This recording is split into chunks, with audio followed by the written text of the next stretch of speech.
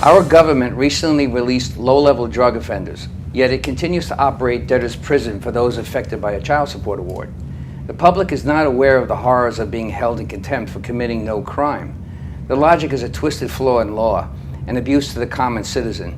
Stigmatized, broke, and demeaned, parents become the non-custodial class overnight. Is jailing parents in the eyes of our children a sound family plan? Shouldn't there be ways to assist rather than punish, as many are innocent victims of the law?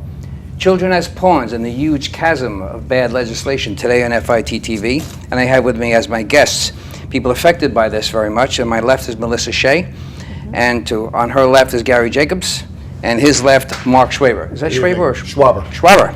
Okay. Let's go. We're going to talk about the loss of money, loss of resources, and our inability to stay in connection with our kids and the agency of the Child Support Enforcement Unit, which does a lot of damage to us. So what does it mean to each of you being behind in child support, if you were, even if you're not? What does it mean to be pinned down by the Child Support Enforcement Unit? Anybody?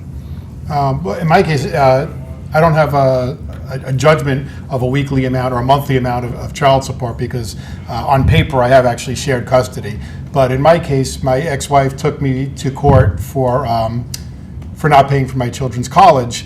The reason I didn't pay was because she didn't comply with her end of the agreement. But it's funny what they do when you go to court for money and you say, well, there's a thing called the clean hands doctrine, and if somebody is going in breaking the law and not following the rules, they don't get rewarded by the court.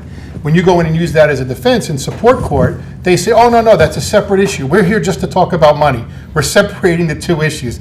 That issue never gets heard.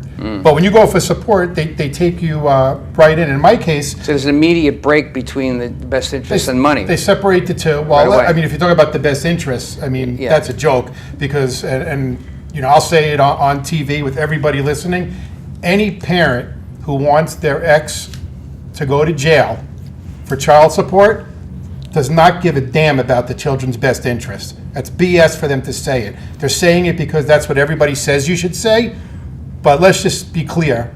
Anyone who wants their children's parents, father or mother, to go to jail does not care about the children's best interest, and in my opinion, that person shouldn't even have custody. That's right, it's a no-brainer, isn't it? If you file to put that person in jail, you shouldn't have custody because you don't give a damn about your kid's best interest, because no kid should be raised without their parent. Yeah, that's a strange phenomenon, isn't it? What happened to you? You know, it's funny. I spent the last 7 years fighting. My earlier years, I was battling just making the payments. Because the interesting part of the way the whole system works is you have a number that's put down on paper and signed off on many, many years in advance of what may or may not happen in your future. Many of us, I guess, who sign off on these papers, they predict that we're all going to have the same income and the same lifestyle throughout our careers. Right. And that's an impossible state. It's an impossible number to peg. Right. And what ends up happening is I happen to be in the mortgage banking industry, an industry that lost 70% of its businesses. And just to maintain about a 50% of my income, it took me a great deal of effort, and there have been years that I've dropped below that. The interesting part is my child support has never changed. I've been in court numerous times, and in the last 4 years, I've actually been charged more in alimony and child support than I actually have earned. And this has put me in a situation recently and your that I almost went to situation is jail. unusual because they combined it. They combined it. They have never yet once asked me for alimony or child support. It's one single number every time I go to court.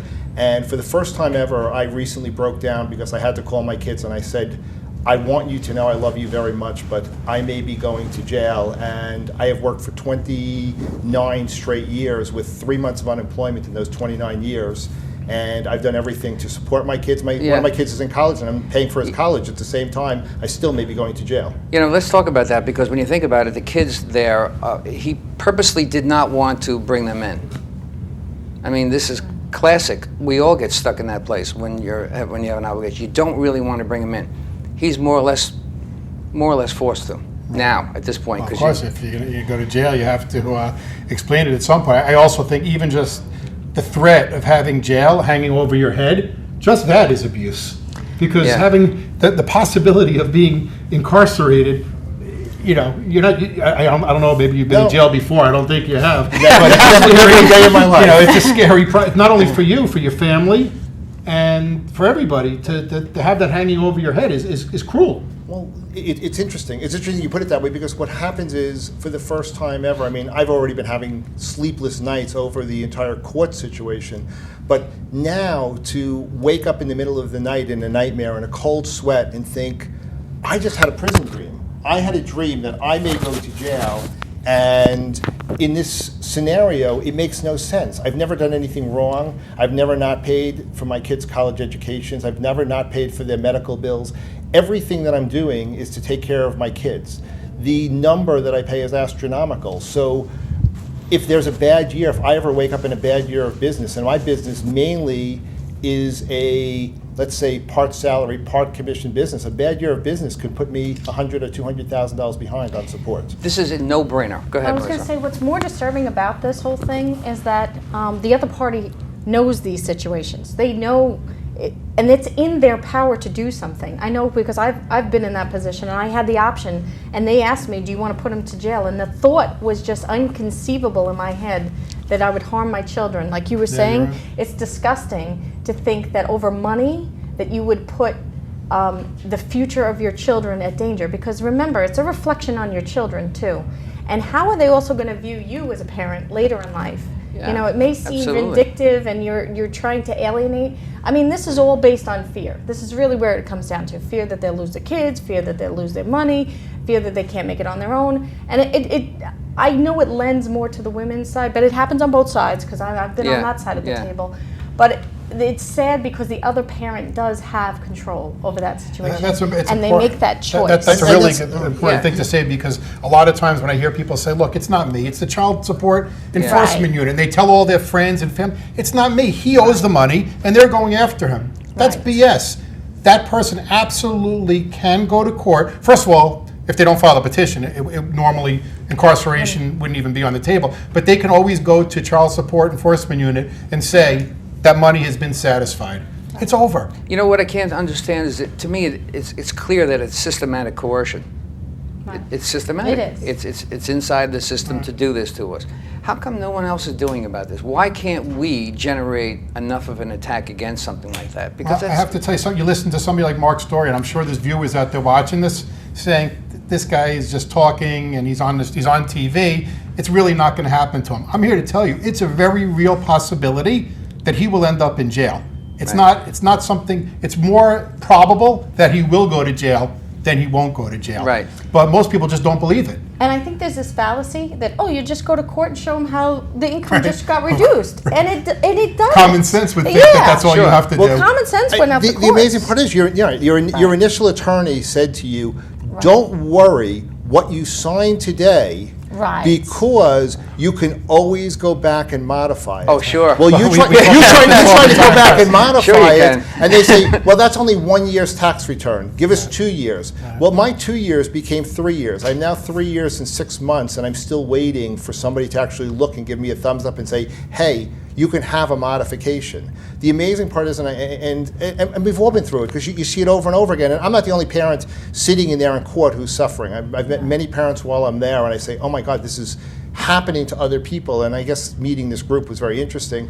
But you look at it and you realize it's a perpetual motion. Yeah. We have nothing that we can do about it. You feel helpless. That's Yeah. scary. When the helpless feeling of not knowing that there's anything that you can do to change the direction that the court's pursuing is more threatening than most other things that I can remember. And when they apply this pressure, when the court applies the pressure, how do you focus on anything else? If you had kids, and I'm sure that's the reason why you're there to begin with, you want to think about their health, well-being, and safety. Don't you want to think about that first before what do I do with my bank account last? Right. And also the thing is, of course, most people come into this too late. You got Yeah. involved after it was too late. Mark did, I did. And one of the things that we always That's preach- important to say. Yeah. Most people, Most people. say it again. Right.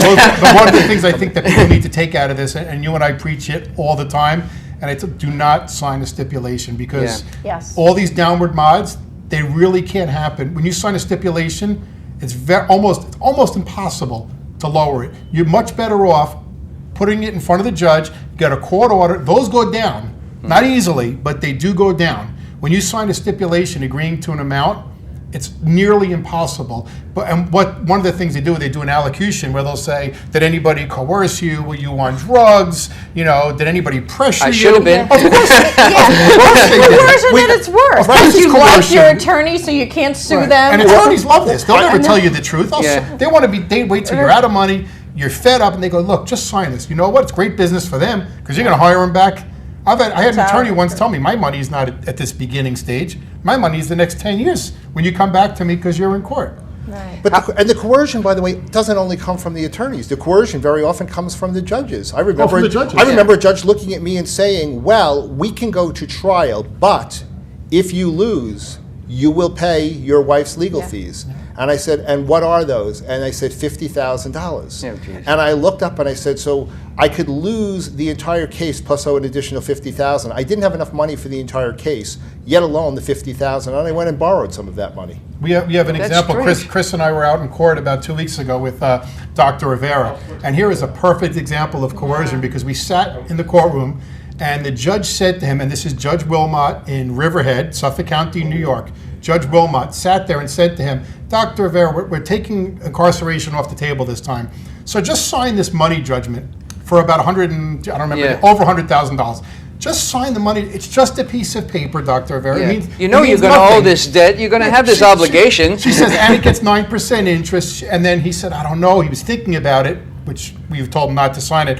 But then she goes on. You talk about coercion. She says, Yeah, Dr. she Rivera. reframes the same thing. She changed the words. She says, said the same thing. 95% of the people who are in my courtroom will sign the paper and be done. 95% of the people. So then he's thinking, well, the judge wouldn't give me bad advice, which that was Oh, horrible was advice. Yeah. Thank God he didn't sign it, because even if he gets the money, even if he goes to trial and she awards that, which basically she's saying she's going to do, she's already made her mind up, this Judge Wilmot, because otherwise why would she say just sign it without hearing the facts? But now when we go to trial, at least then you can appeal it. You know, there's a process to go. If he would have signed the paper that day, that's No the end of it. appealing. And it does. Of course, he was coerced. The judge coerced him on the record. Yeah, it's so systemic. That's what I meant. She wasn't even systemic. scared. It's just And ongoing. most times they do it because they're lazy. They don't want to try it. Right. You know, they don't want to have to make the decision. Well, I got to take one child away from this one and give it to this parent, or I have But to they award are this one. doing it. Sadly, it is. Sadly, but how about the fact that we all started, and maybe I started with a strange fallacy that there's such thing as joint custody. That was where my whole life Yeah. changed. I was originally at one time awarded custody of my children at the beginning. I then went back and gave joint custody. So I now went from the custodial parent To a to non-custodial basically the non-custodial parent because I was the breadwinner. Only I in New still York, can't where there's no understand joint custody how that law. works. And I didn't even know until we all met that there was no such thing as no custody And law. What you need they to do find is- out, when you say no such thing, remember that most of these states have a joint custody law of some kind. Right. It's just New York. But I never understood that. So Well, because they what they do is to make people go along with it. They'll tell them, well, one person's having physical custody, but don't worry about it. You're going to have joint custody. It means nothing. It's just to get the person to sign the agreement. Because whoever has physical custody has all the decision making, gets all the money. There's no like, well, you get them 6 days, you get them 1 day, they get all the money. So there really is no such thing. But to get you to sign, you would never sign it if they said, well, you're going to be the non-custodial parent, you have no more rights. You'd say, I'm not going to sign that. So they say, don't worry, you're still going to be active in your kids' lives. You're going to still sign the paper, and you're going to have joint custody. But then you get the paper, it says physical custody goes to the other person Yeah. makes all the decisions. And you know what the part of that is? The money rules later on in life. Your kids get older, and I adore my kids, but what ends up happening is I become the parent who's working 5-6 days a week, going, Support them. putting in all my hours to support them, but the majority of the money is controlled by what's called their custodial parent, and all of a sudden I'm the one who can't give, and I start thinking less of myself. And that's where life begins to really hurt, because you can't give the things that your kids ask you for, and yet you're the one who is forced in court cases to hand over huge sums of money. Before we get too far, I want to go back a little bit on standards, and the reason why I want to do is I want to make sure that people are aware of how we come to this place where the income can be imputed and things that are later on. I'd like you to talk about that, Gary, if you don't mind. But for one kid, we have 17%, 25%. This is gross income, we should know, before taxes, which is to me a crime to begin with. And then 29 and 33% for 3 and 4 kids respectively. Now, 33% for 4 kids before taxes is a lot of money. And that doesn't include extracurricular activities, doesn't Medical. include your alimony They that you make have you to pay pay. college. very often doesn't include college and every medical or other thing. college. Yeah. How does anybody go on in another life? They want the kid to be in the same life that he was in before the divorce. That's the idea of this whole thing. And that's not possible for all three situations, for the custodial parent, the non-custodial parent, and the kids to remain in the same place. Nobody's going to be in the same place. I was just We're- going to we're- say, I love that line that they used to stay in the lifestyle they were accustomed to. You're divorced. There's no custom That's right. that you have. Right. When you were before you got married, you were living separately. There was separate bills. There was different debts. So to assume that, and the other sad part about that was written so long ago, and as a woman, I find it offensive that that it's made like, oh, the mother stays home with the children and she needs this money to take care of. We fought for equality. That the rates need to balance out a little bit more. I You think can't have it both ways. You Yeah. want to be treated equal, or you don't want to be Well, they treated are equal. getting it both ways right now. They are. Yeah. How about the well, how not about all the the times. how about the fact of whether the money actually reaches the children? The money's not a set number. You give a number like 15 or 17 You mean or it's not 25. accounted for? You mean that what they're doing with it? What they're doing with it is Oh. never accounted Right. for. I mean, I mean, basically, your kids hit a certain age. I have one that's almost 18, one that's turning 21. I'm still paying for all of college. I'm still paying the same amount of money, almost the same amount of money I was paying when they were 10 or 12 years old, but does the money reach them the same way, or does mom get to live a better lifestyle and put away money for her This was physical a big well-being later problem on? in the original passing of the law in 1988, the Child Support Standards Act. This is a democratically run state, but the conservatives on that side, the Republicans on that side, were always saying, how there's any guarantee going forward that you're ever going to be able to equalize things out? It's never going to stay in the same place. There's always going to be somebody needing more money or less money, or not needing what you have, or overpaying, and the payer does not have option. That's the problem. The Well, payer doesn't have any option. needs and You can't get a modification. You don't Well, have- needs an interesting word because we talk about these percentages, and I go back to this fallacy of the best interest of the children. But the studies have shown that money doesn't equate children being happy. It's actually, in fact, it's quite opposite.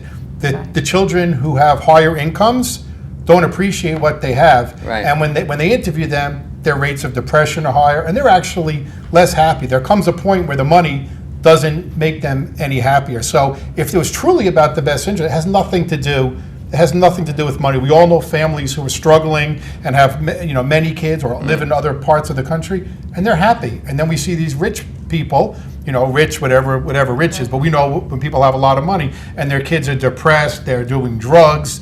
Money really has nothing to do with happiness. You know what makes them happy? Having both parents Yeah. active in And their lives. access. Well, Having having both access. parents happy. Right. Part of it is, and I've always looked, and I spend some time basically, it's funny, I spent some time doing meditation, and what we're really looking to do in meditation is develop our hearts and give a better heart to your children.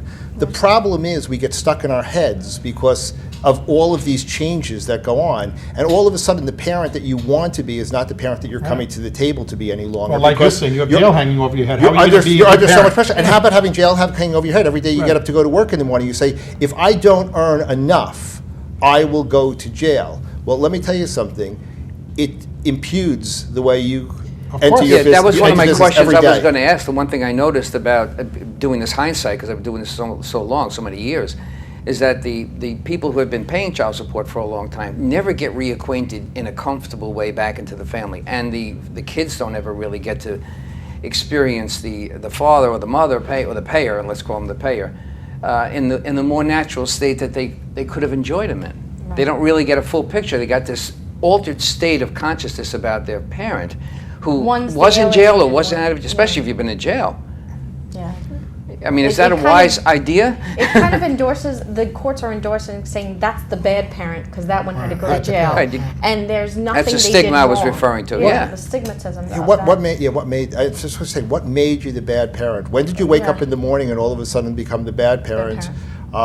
When you've tried to show your children that Statute. getting up and going to work Right. every morning is what I'm not saying the most important thing. God, that's a terrible way to put life. Yeah. Probably enjoying your family and enjoying life is the most important thing, but still getting up in the morning under incredible pressure and telling your kids that you have to go to work and you have to make something of yourself. The reason we send our kids for a good college education is just that. You know, education in general from the parents is an ongoing process. It's not something you just wake up one morning and say, did you go to school? Did you do your homework? Good, I'm going to work and I'm leaving. A lot of parents, of course, in the old days, there were some parents who really didn't spend a lot of time.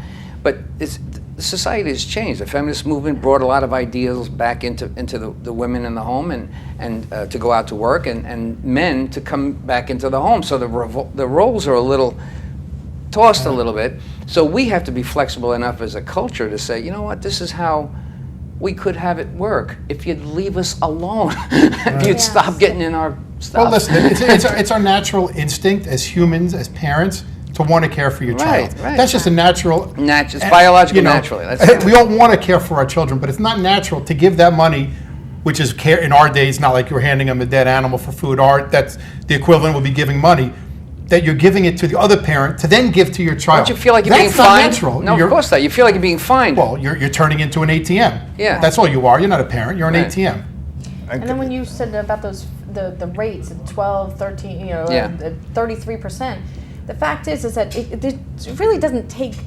Yes, it's expensive to raise children, but it's not. Dr. Rivera, $13,000 in child support a month. That's absurd. Right. Why does that man have to pay $13,000 who has 3 children or 4 children, right? 4, right. And another one has 4 children, and their child support is not even $1,000 a month. Well, Melissa, here's what I Yeah, say. by to the way, people. what makes somebody who's a poorer person less in value? When people hear about these numbers being tossed around, you get to find that you're in a certain level threshold of acceptance or not a normal life. You just, well, maybe I just didn't have enough money to pay for the kid. Do I feel less of a person now because I'm a poorer person? Well, what I say, I mean, it Melissa, makes is classes out of it all. Well, So- you also that- start you feel less about yourself. Yeah, what I that's say, right. when It's the self-generating, state- yeah. When the state has a child on welfare, Right. they give a certain amount of money, $300, $400 a month. Right. If they think that's enough to feed a child on Long Island, Right. why isn't that the number? Why isn't it just set? It only costs so. It doesn't. The kid's not going to eat another $10,000 worth a month. If the state feels that you can raise a child on $400, then in my opinion, there should be a set amount, whatever that number. I personally think that's a little bit low, but No. whatever they feel it is, 400, 500. It doesn't matter what the parent makes. Just say it costs $100 to feed a child a week on Long Island, 125, and that's all it costs. And then you have an incentive for the parents to go out and make a living, because otherwise you're taking away the natural ability to go out and earn a living. You take that away. Talk about incentive. I'm sorry for a second. Talking about incentive, we should know, and the audience should know, that the state, once it applies a certain amount of money in child support collection, goes back to the federal government and says, we collected X number of dollars. That's The federal government says, you've collected X number of dollars, okay, we're going to either match funds or double the order or whatever they want to do, but they advance more money back to the state to collect more money because they think they're onto something. Right. They're onto something, all right? Look, I have to say, that was, I saw a Divorce Corp and I saw Fit TV, and that was the first time I ever heard that. And then it realized that this was about a money-making machine. Right. It's disgusting to think that they're profiting off of the fact that they're taking from the payer of the family to support. Is it fair to say, maybe we should all get involved in this section about the judges, but is it fair to say that the judge is ruling in this area, or the law supersedes the judge's ability to make a decision? I mean, that's a good question. I don't think half the time the judges want to make the ruling. I've never heard of I've heard of maybe 1 or 2 cases, but out of multiple cases where I've actually heard of people getting downward modifications. Very rare. And one of the things, you talk about, that's why I'm saying, you talk about numbers which are based on statistics. They're a percentage. Right.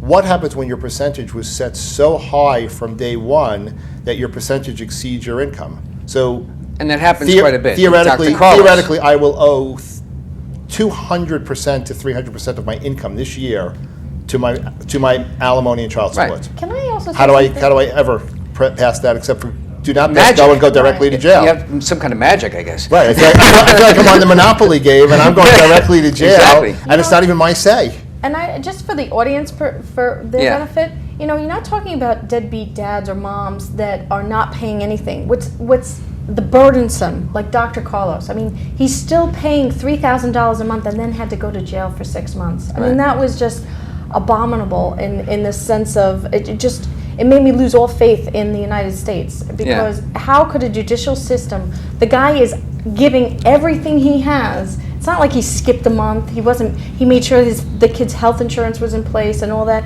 and they still put him in jail. And I think that really needs to come across to the audience. We're not Sure. talking about dads who don't pay anything, or Right. moms that don't pay anything. And we always forget about the extended conditions of the payer.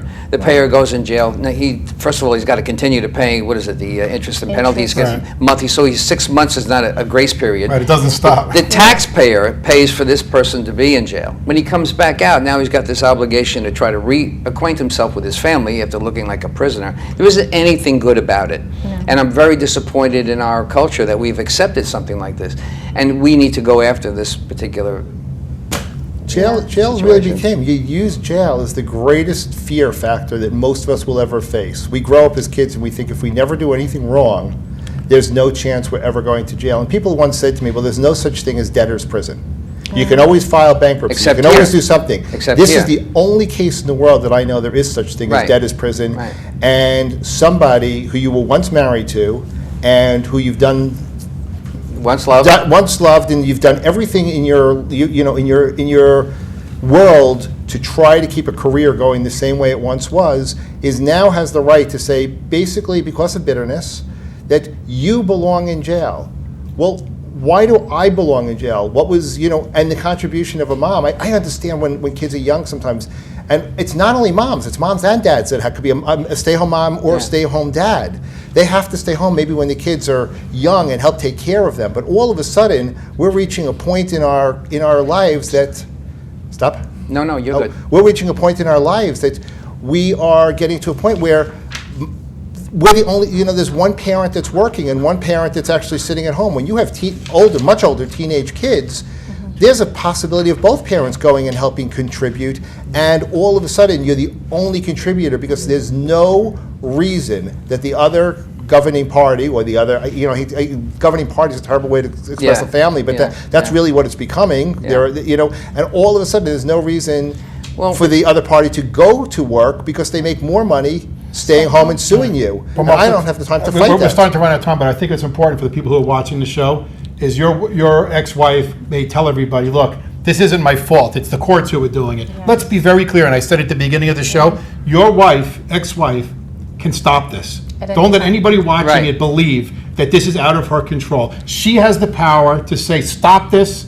I see his income, he's an employee, he gets a W-2 at the end of the year. We witnessed this in court with Dr. Rivera. And I'm done, and I'll take my 10-15% and let him get away with the rest. He's satisfied the loan. She can do that, so Yeah, don't the let judge- anybody. No, I know what you're think saying. she No, doesn't. I know want the this. viewers. I just feel the 50, Yeah, no, I just feel the true that, 50%, Gary, yeah. 50% right down the middle. If one party is entitled to live, what did you call it earlier? I'm sorry, you said entitled to live their life the way they always had in the Oh, past? yeah, keep the same standard of living. Keep the same standard of living. Why isn't both parties supposed to Able keep the to do same that. standard of living? If Exactly. my income cuts in half, should I not pay half and split it?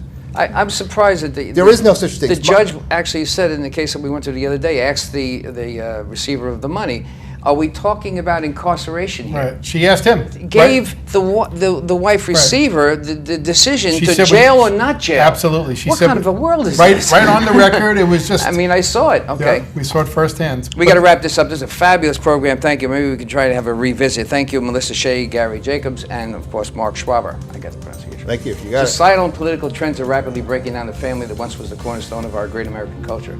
At FIT, we know you cannot get this information on your own, so we'll bring it to your TV every single week, and I hope this is the type of programming you'll enjoy seeing. My name is Chris DiMaggio. Thank you for watching FIT TV, and we'll see you again next week.